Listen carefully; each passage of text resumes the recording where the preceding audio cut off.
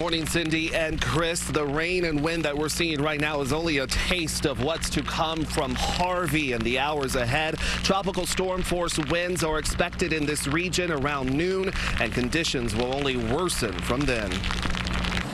Babies from a neonatal intensive care unit in Corpus Christi, Texas, were flown north to safety Thursday as Harvey honed in. The National Hurricane Center called the still strengthening storm life-threatening.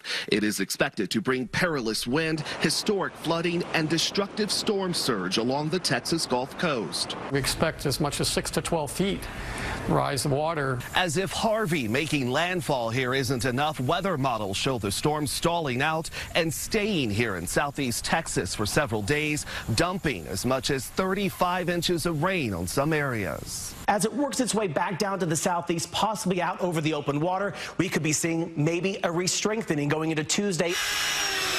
Coastal residents are taking Harvey seriously. Many boarded up their homes and stocked up on supplies as officials urged them to get out and head as far inland as possible. The governor of Texas has already declared a preemptive state of disaster in 30 counties.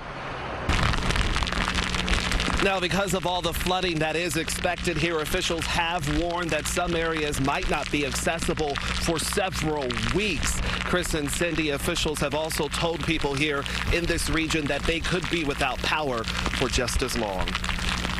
All right, Don, real quickly, we're hearing there are some mandatory evacuations right now. What can you tell us about that?